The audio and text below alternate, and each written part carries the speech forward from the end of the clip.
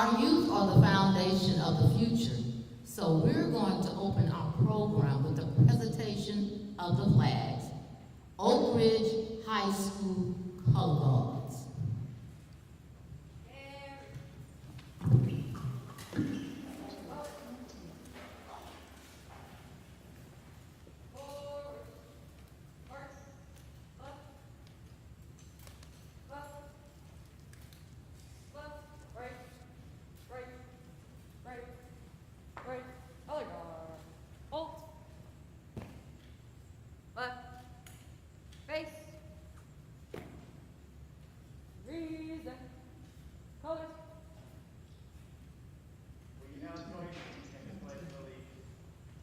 I pledge allegiance to the flag of the United States of America and to the republic which stands one nation under God, indivisible, with liberty and justice for all.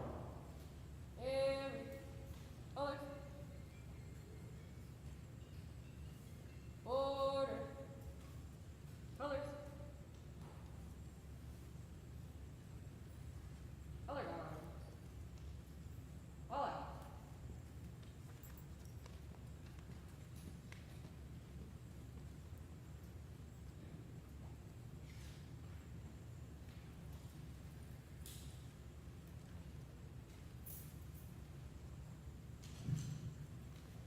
You may be seated. Thank you, Oak Ridge High color guards, for setting the tone for this program this afternoon. May we pray. In this place, at this time, O Lord, we thank you for an opportunity to honor and acknowledge the accomplishments, but yet the sacrifices made by the Scarborough Oak Ridge Tennessee 85 and the Clinton 12. These courageous trailblazers paved the way for equality, justice, and for each one of us today to embrace the bounties of this great land. I pray for our fallen Afghanistan soldiers and families, those that are striving to get back on U.S. soil. I pray for peace through the land, and one day we can become a nation healed from all viruses, and we can embrace friends and neighbors as one. Continue to encourage and empower our youth. Safe travels to those leaving this program, in Jesus' name, amen. Governor Bill Lee, Lieutenant Governor Randy McNally, Senate District 5, and State Representative John Reagan, House District 33. Thanks for your presence in acknowledging sacrifice, courage, and leadership of the Scarborough Oak Ridge Tennessee 85 and Clinton 12. We welcome you from the citizens of Oak Ridge, from the Scarborough community, formerly named Gamble Valley. We welcome you.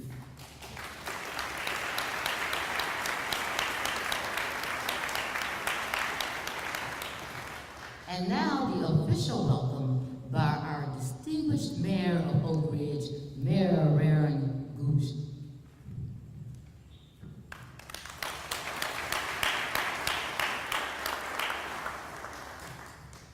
Thank you, Rose, not only for your hard work of putting this together, but thank you for that wonderful prayer. Ladies and gentlemen, on behalf of the city of Oak Ridge, I want to welcome you to the Scarborough Community Center as we continue to pay tributes to 97 exceptional Americans, the Clinton 12 and the Oak Ridge Scarborough 85. They were young women and men who were courageous, strong, and trusted in the Lord. As a result of their indomitable spirit, they struck a blow against the evils of segregation in Tennessee and in our country. They helped change the course of history. It is very appropriate for us to gather today in the Scarborough Center, which was the site of the first public preschool in Tennessee. Our new state-of-the-art facility is just across the street. and it will rival any school in the country in terms of the quality of its curriculum, staff, and facilities. Today, there are 200 beautiful pre-K and Head Start students in that school of all races, cultures, and from different stations of life. This is only one of the legacies of the brave 97 men and women who we honor today. The enduring bond between the Clinton 12 and Oak Ridge 85 was forged over 60 decades ago, when they were asked to sow the seeds of equality, justice, dignity, and a commitment to excellence in public education. Just as the prophet Isaiah answered the Lord's call for public service, "Whom shall I send, and who will go for us?" 97 young black students responded, "Here I am, send me. Here I am, send me." Again today, in a resounding voice, we collectively proclaim our heartfelt thanks and admiration to the Clinton 12, the Oak Ridge 85, and for all they've done for our community. All honor to their names. And we thank all of you for attending this great event today.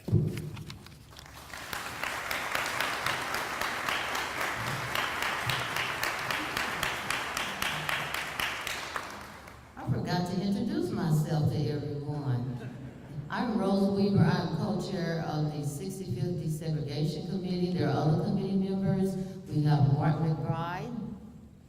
We have Trina Watson, Vanessa Spratlin, and John Spratlin, who serve on the executive committee. And this is something that we could have never foreseen before.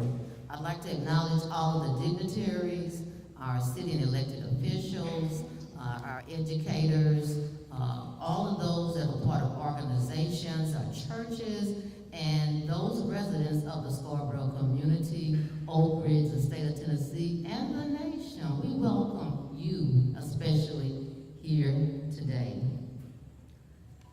For me to tell the story of what those students endured, I cannot. I was not here in 1955. But we have a young teenager, a young lady, Ms. Dorothy Kirk Lewis, one of the Scarborough Oak Ridge, Tennessee 85, that wants to share her story and why it's important for us to celebrate after 65 years. Ms. Lewis.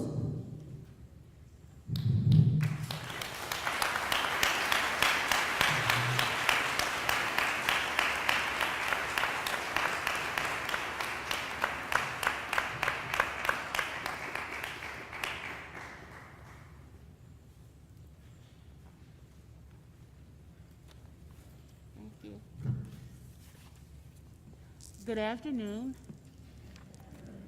Want me to hold it for you? As Rose said, I'm Dorothy Lewis, one of the 85 students that desegregated the schools in Oak Ridge. And I'm here to speak on why I think it is important that I celebrate, or we celebrate, the Scarborough 85. It is important to me to celebrate the Scarborough 85 students, number one, because we changed the course of history by being the first black school to integrate the schools in the Southeast. And we did so in a manner that was quiet, peaceful, no demonstrations or riots took place, and for the most part, it was a calm and a peaceful transition.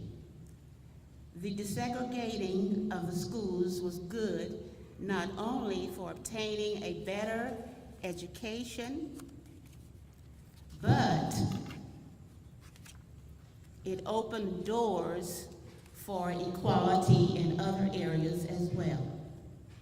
I think it's important to celebrate the Scarborough 85, to give the students recognition for their courage and endurance in the struggle to have the best education possible, even though we were not accepted in the new schools by the white students there. It was not all easy being in a place where you're not welcome and felt that you were at home. It was not conducive to learning. It was not a good environment for learning because the tension and stress levels were so great. You know, you couldn't concentrate on studying and what you were there for at school.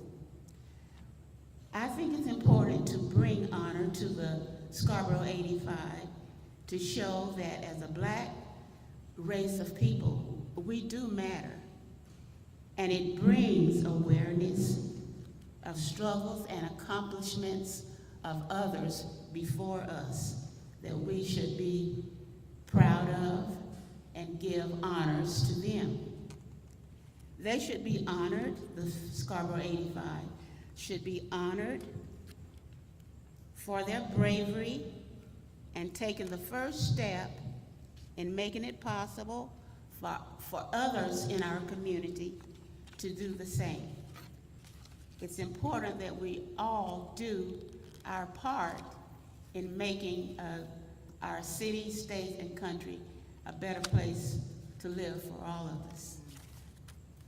The experience, for me, taught me to like myself for who I am and not let what others may think of me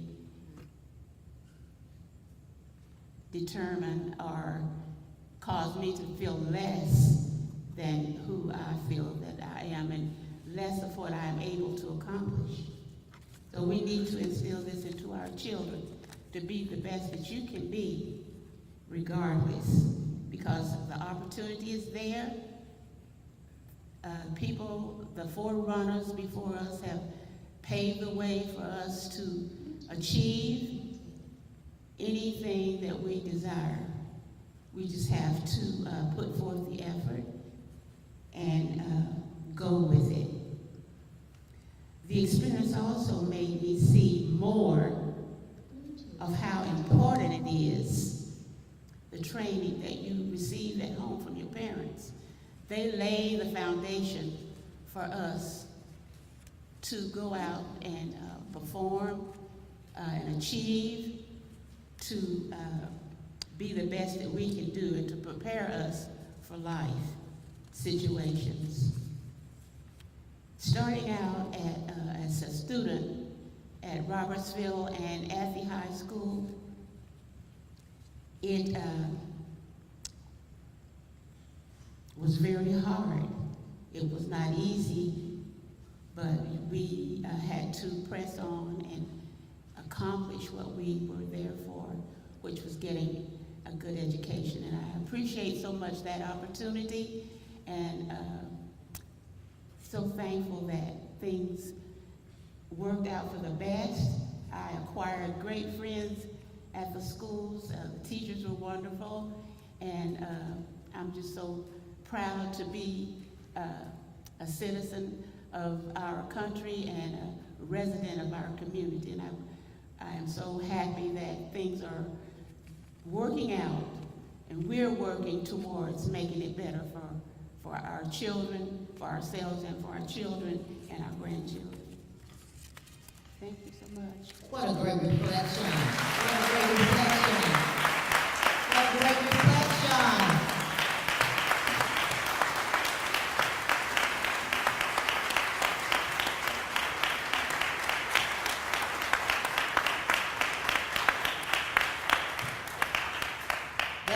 That should empower our young people, be it virtual or whatever. I'm going to get my education. Certainly should.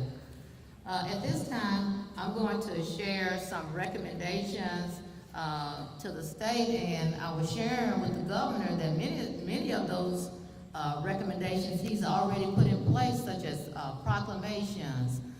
He has real live streaming right now. So that means across the nation, people are hearing about the history here. He's included in his press releases the importance and the significance of the Scarborough Oak Ridge 85, because it's not a Scarborough thing, it's not a state thing, it's a national thing that really should bring us all together as the fabric of diversity, and he's already started those things.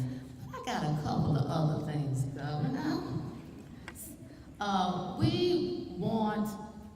We work very hard. This has been a volunteer staff of doing the research, of getting the information. We need funding to support research so that we can identify the relatives of some of these 85 students. We've got the 85 and some of them listed, but we can't find out who the children were, who the grandchildren were. We want the legacies to know about the history.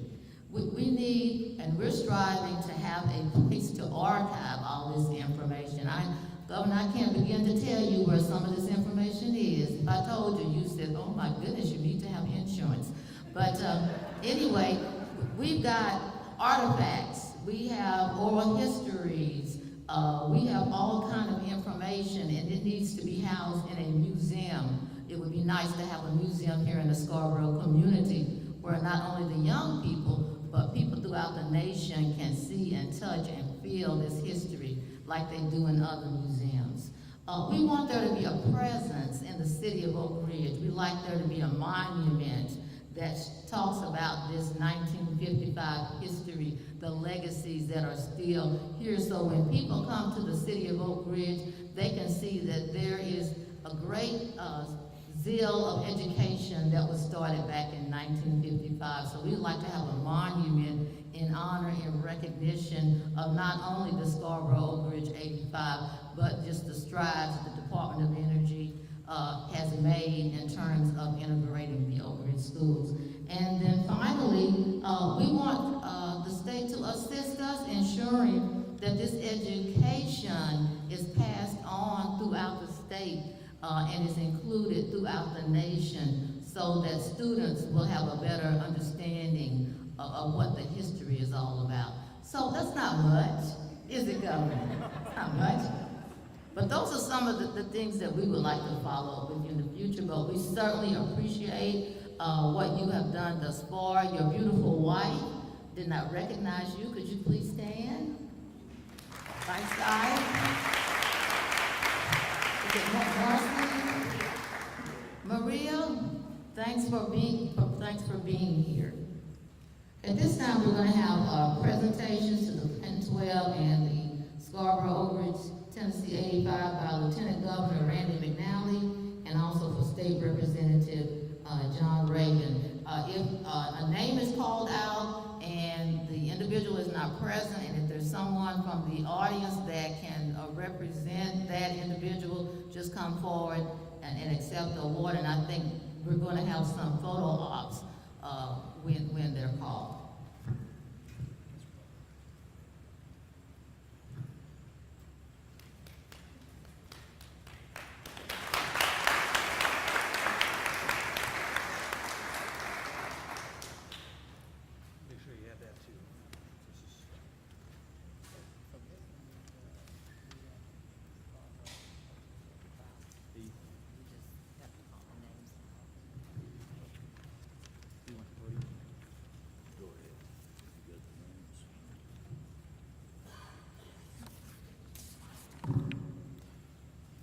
Good afternoon, ladies and gentlemen. Governor Maria, Mayor, Lieutenant Governor. It's indeed an honor to be before you today to recognize pioneers in the civil rights movement. These people helped our nation to begin to fully live up to its founding assertion that every citizen has liberty and equality under the rule of law. Moreover, they did so as young people at a time in our history when it was neither easy nor popular to take such a stand. Today's generation along with those that follow, owe a debt of gratitude beyond that which is possible to express with words. Moreover, in a larger sense, we cannot dedicate buildings or pass resolutions that fully acknowledge their accomplishment. The brave people who battled prejudice, discrimination here in our great state have marked their efforts in history far beyond our ability to add to or detract from. Indeed, many in our nation will little note nor long remember what is said here today. However, they should never forget what these people did here in our town for our country and its ideals. Rather, it is for us and the generations that follow to be dedicated to the unfinished work which these people so bravely advanced. It is far more appropriate than speeches and plaques for us to further the idea of a nation that, in the words of Dr. King, values people on the content of their character rather than the color of their skin. If we fail in this task, history will judge us harshly, and rightly so.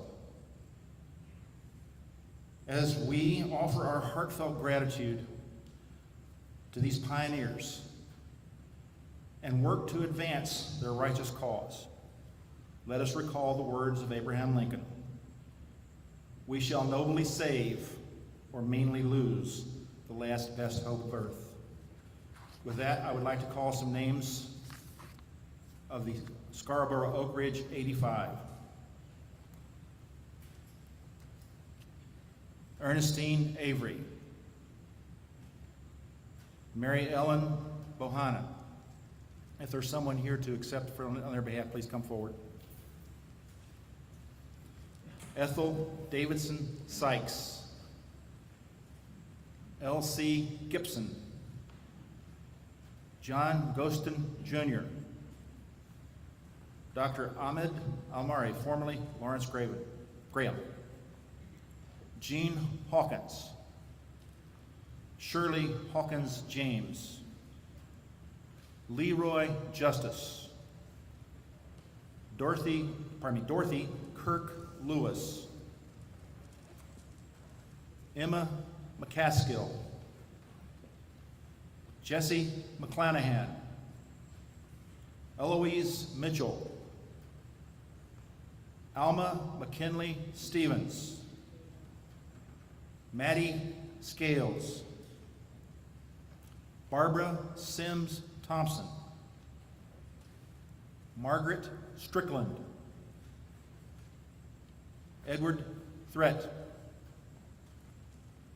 Joe West, Jr. Charles Walker. If you are here, please accept our grateful presentation of these resolutions that Lieutenant Governor McNally and I have gotten passed with the governor's signature on it.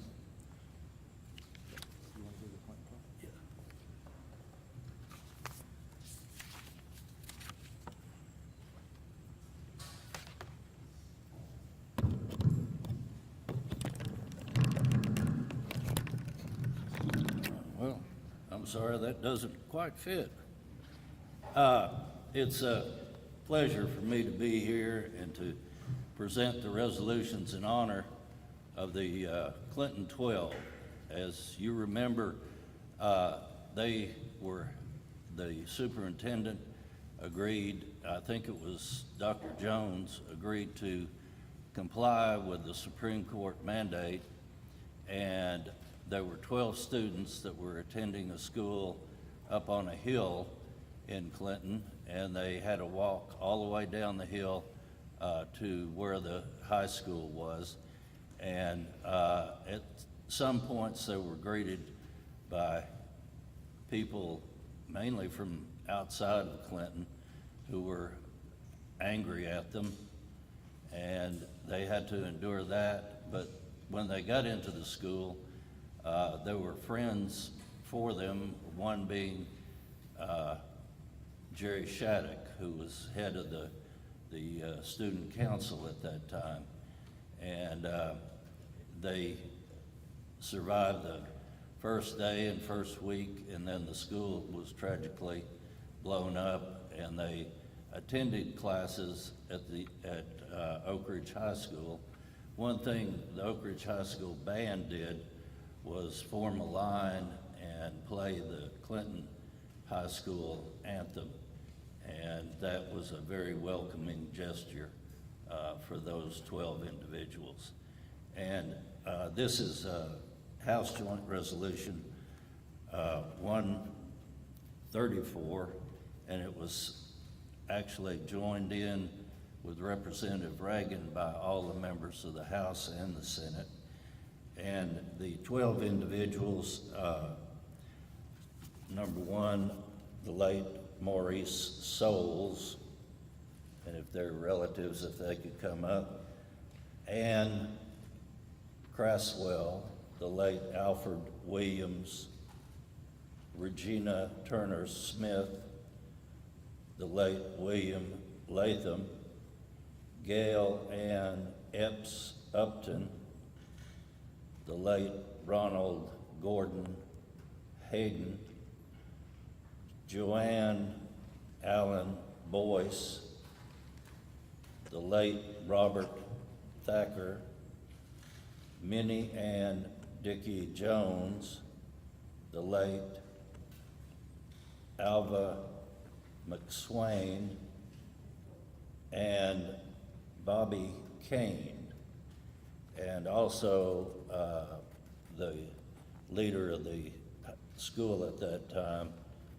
of the students at that time, Jerry Shattuck, and also we recognize for his bravery the Reverend Paul Turner, who was pastor of the First Baptist Church of Clinton, for his courageous stand to ensure these students had the opportunity to receive an equitable education, as presumed under Supreme Court ruling of 1954, Brown versus the Board of Education.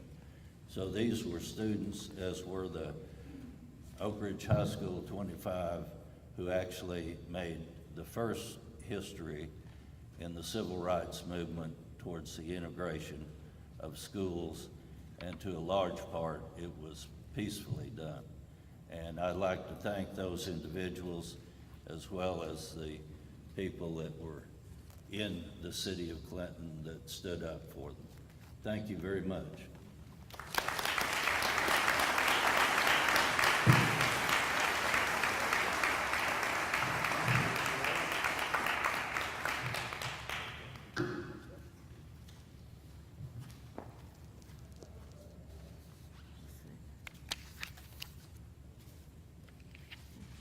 And now we have a presentation by Governor Bill Lee.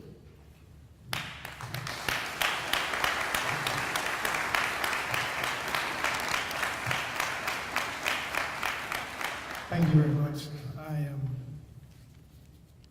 deeply honored to be here with you today to celebrate the Clinton 12, the Scarborough Oak Ridge 85, and the importance that this event that we celebrate, it's not an event, it's the people that we celebrate and honor today, the importance of that for America. I had some prepared remarks, but I thought of something when I was sitting here about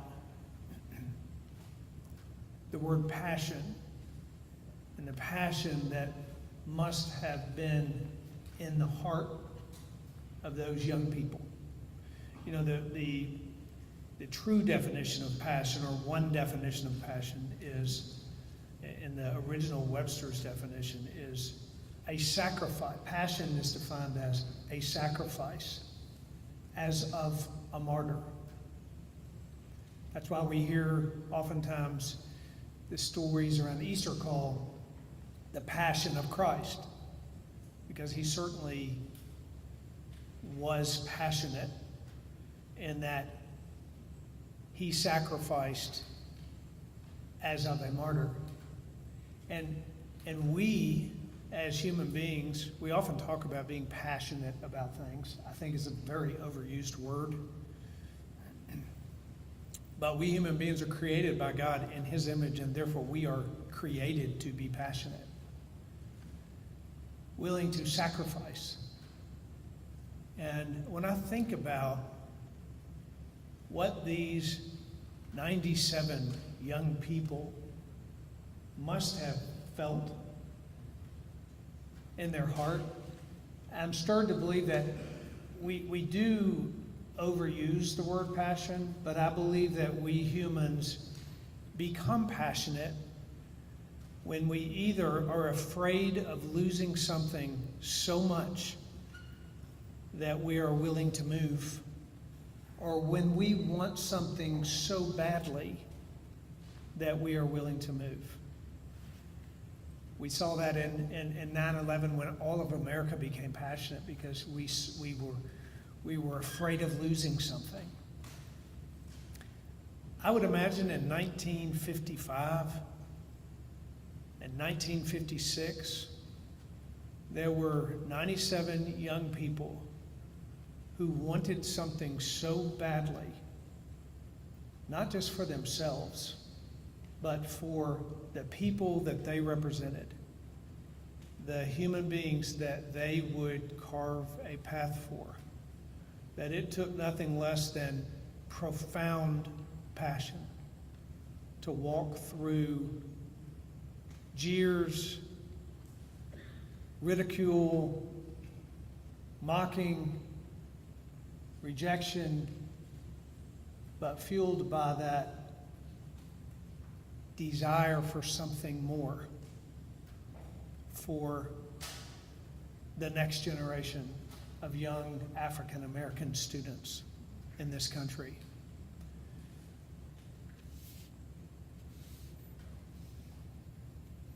That's what courage and perseverance looked like for these 97 young people. And oh, that we would have that courage and perseverance exhibited today. I know that there was great trouble through this, and there was great controversy around it. I saw here, I'm trying to find the notes here, one of the young men that was a part of this made the comment, he was asked about his making history in an interview. Alfred Williams was just being discussed among others that he had made history, and he said that he never saw what he was doing as being a part of history. He was just doing what his parents told him to do, which is get down there and go to school. So often, the people who actually make history are not the ones who find themselves in positions with the ability to make history, but they're ordinary citizens with extraordinary qualities.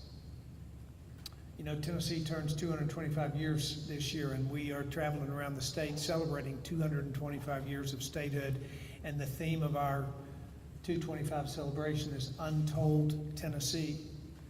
It's the stories of the untold people and places that changed history in this state.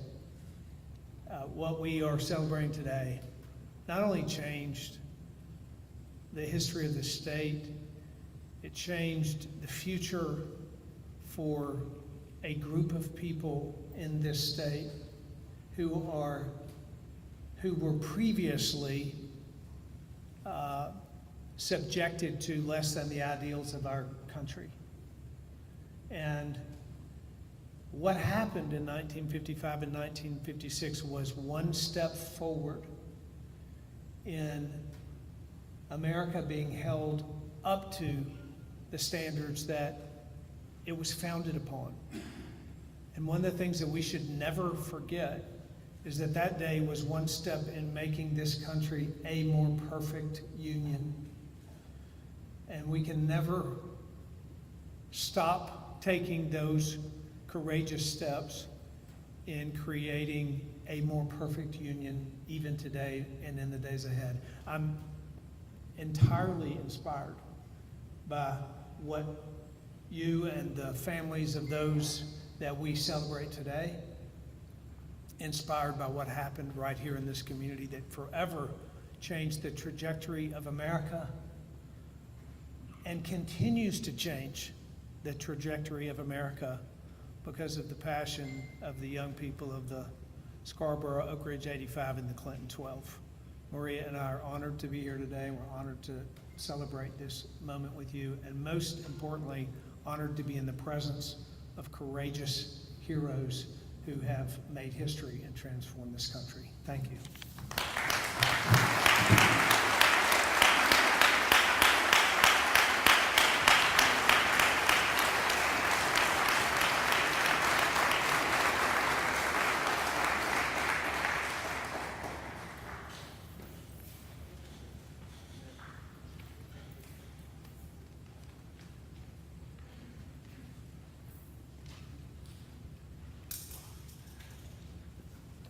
Wow, a standing ovation for me. Thank you so much.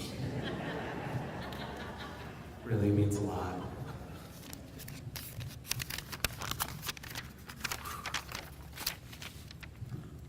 Nope.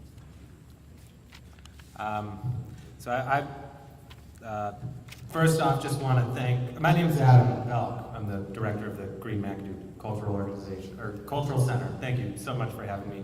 I want to thank the Scarborough Community Alumni Association. I want to thank Governor Lee. I want to thank Lieutenant Governor McNally. I want to thank Representative Reagan for inviting me today and allowing me the opportunity to speak to all of you today.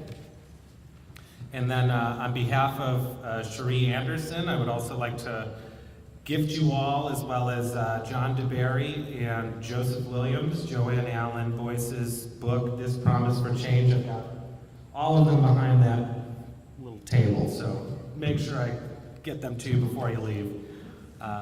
This event today honors the anniversaries of two incredibly important occasions: the desegregation of the Oak Ridge school system by the Scarborough 85 and the desegregation of Clinton High School by the Clinton 12. Today we get to celebrate the accomplishments of these brave students and the impact they continue to have on today's world.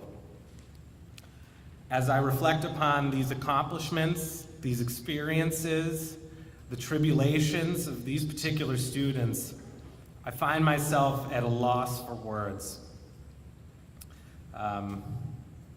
I have so much complete admiration for all of you. And because of my inability to articulate the lengths to which I feel these emotions, instead I'm going to offer you guys two of the most sincere and humble words I can possibly muster, which is thank you. Today gives us the opportunity to reflect upon our past and recognize the contributions and sacrifices that heroes like the Clinton 12, the Scarborough 85, and everyday Tennesseans such as Paul Turner made in order to create a better society for all of us. It gives us the opportunity to acknowledge the existence of systemic racism that has affected Tennesseans and continues to affect us today. It gives us the opportunity to accept that while our great state of Tennessee and our great nation have committed deliberate wrongdoings and passed blatantly racist laws such as the Separate but Equal Doctrine of 1896 that negatively impacted entire groups of people, we can and we will steer this country and our communities in a better direction. We can and we will always work our way towards the mountaintop that Martin Luther King Jr. spoke of at the Lincoln Memorial.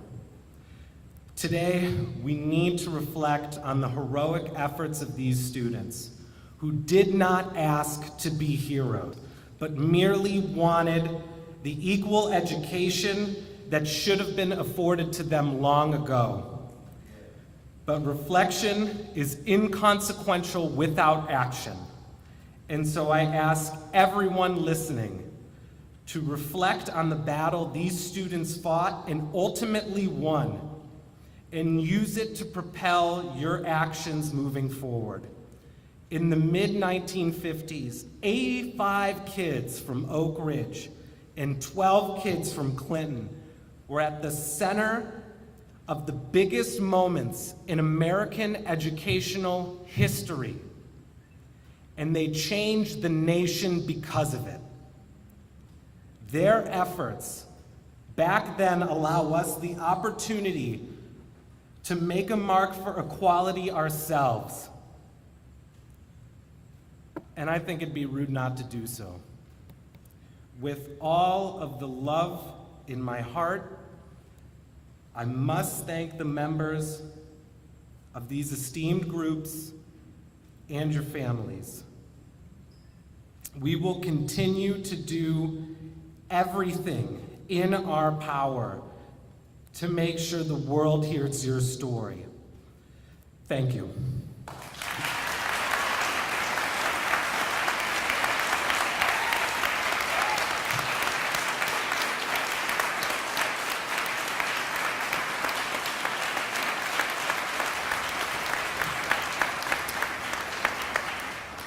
Real standing ovation, nice.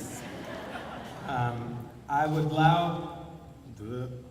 would now like to introduce the Anderson County Assistant Director of Schools, Greg Dean, to the stage. Is he here? There we are. Big round of applause, big round of applause.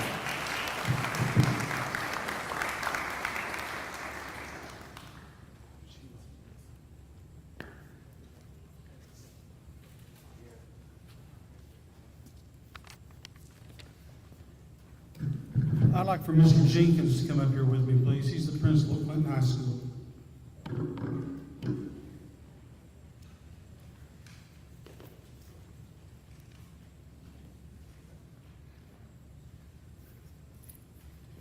It's a pleasure to be invited to be here and be a part of this ceremony today. Oh, I'm sorry.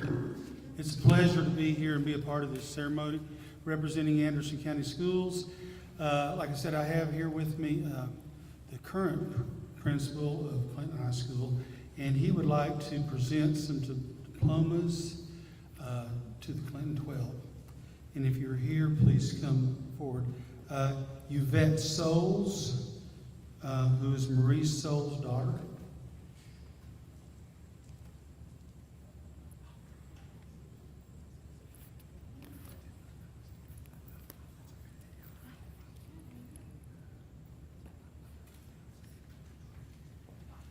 Julia H. Daniel, Joanne Allen Boyce's cousin.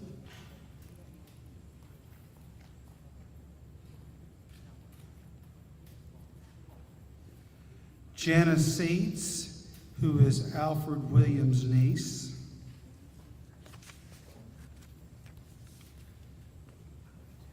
Can we give these people a round of applause, please?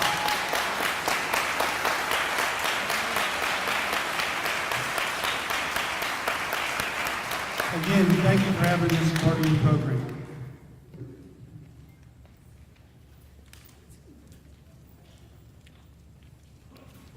So I got so carried away, I didn't do what I was supposed to do when I came up here. She said that I had a proclamation, and I do. This is and we have a copy of this proclamation too for each one of the family members that are represented here. This is a proclamation from my office, from the governor, that says, it quite says a lot, and I won't read all of that to you. But it does talk about the importance of this and the 12 students and it names them out and the threats that they face and the difficulty. Whereas all of this took place in this state, therefore I, Bill Lee, the governor of the state of Tennessee, do hereby proclaim August 31st, 2021 as Clinton 12 and Oak Ridge 85 Day in Tennessee. Thank you.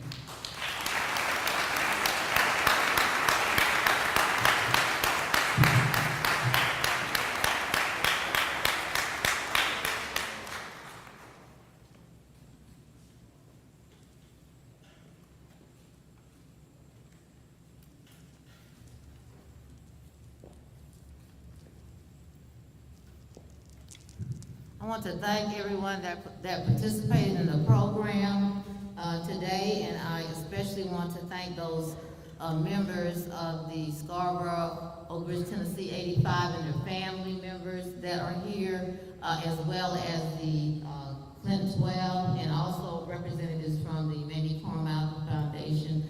But I especially want to thank Governor Lee, our Senator Yeager, as well as McNally for being here. That means that you support our efforts, you support what we're striving to do, and you are very supportive of education, because that's what this whole key is all about. It's about educating our students, educating the community, educating the state, and educating the nation. All my dignitaries that are present, thank you, and thank you, the community in the city of Oak Ridge, and let's move forward.